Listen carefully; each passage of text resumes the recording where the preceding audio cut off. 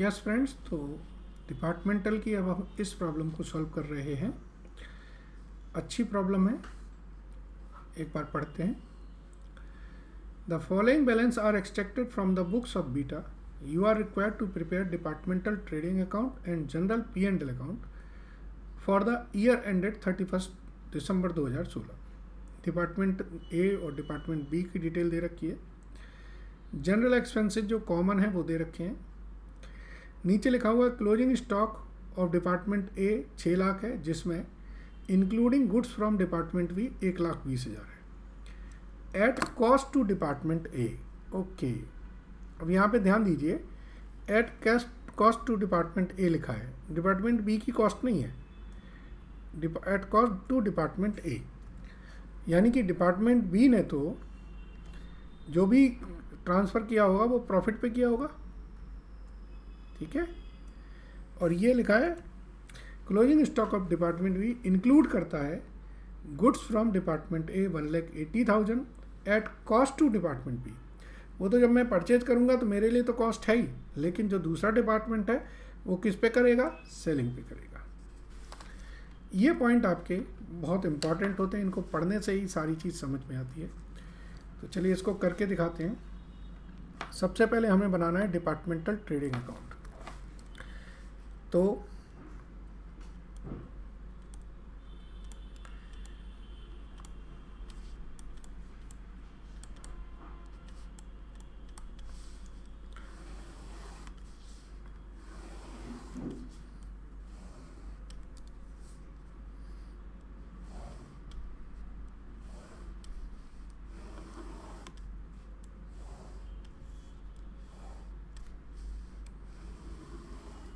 ठीक है, ये डिपार्टमेंट ए है, ये डिपार्टमेंट बी है, ये डिपार्टमेंट ए है और ये डिपार्टमेंट बी है।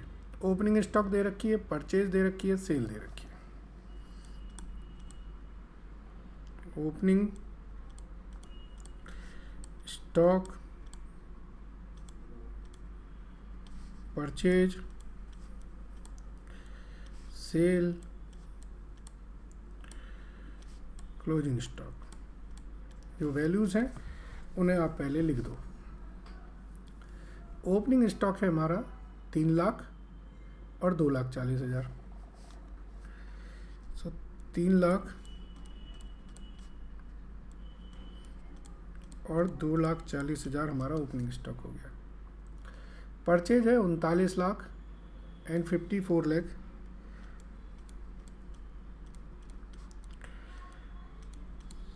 60,000, ठीक है जी। सेल है हमारी 60 लाख और 90 लाख।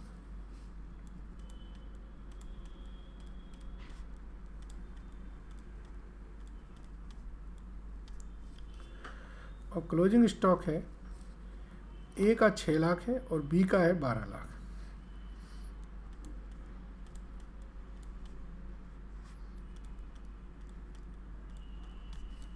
ठीक है, तो इस तरीके से इसका टोटल करेंगे तो ये 66 लाख,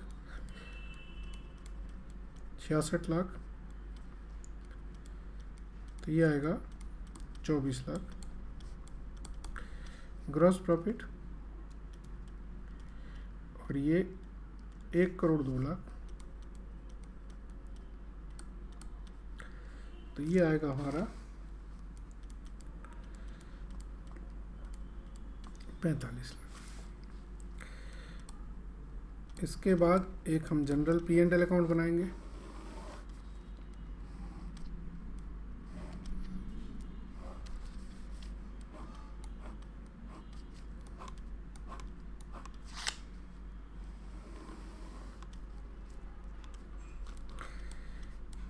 यहाँ पे ग्रॉस प्रॉफिट ये ब्रॉड डाउन आ जाएगा ए और बी से 24 लाख,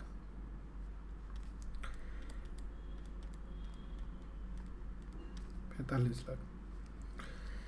क्वेश्चन में दिया हुआ है कि जो जनरल एक्सपेंसेस हैं वो 7,50,000 के।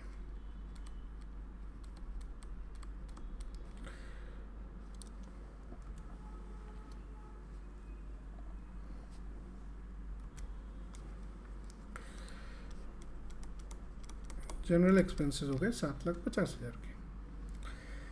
अब हमें वर्किंग नोट बनाना है स्टॉक रिजर्व का। ये डिपार्टमेंट ए है और ये डिपार्टमेंट बी है। सेल इनकी है 60 लाख और 90 लाख। ग्रॉस प्रॉफिट इनका 24 लाख है और इनका है 45 लाख।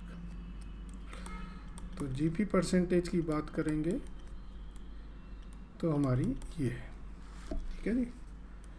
अब हम ओपनिंग स्टॉक में include from other department opening stock में क्वेश्चन में दिया है, देख लो नीचे। ए और बी में 60,000 और 90,000 का स्टॉक है।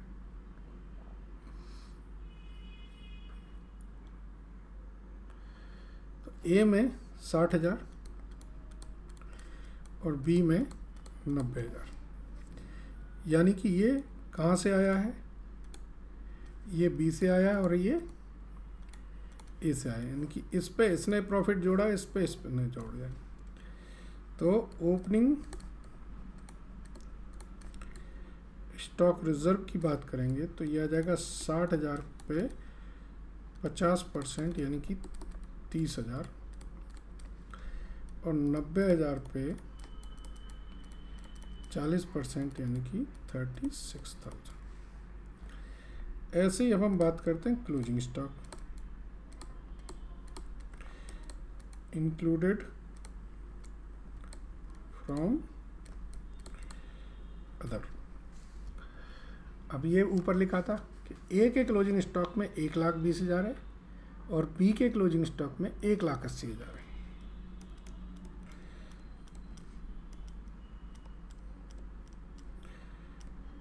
इसका मतलब ये आया था बी से और ये आया है ए से। तो क्लोजिंग का जो स्टॉक रिजर्व होगा वो कितना होगा? इस पे तो बी का परसेंटेज लगेगा और इस पर ए का परसेंटेज लगेगा।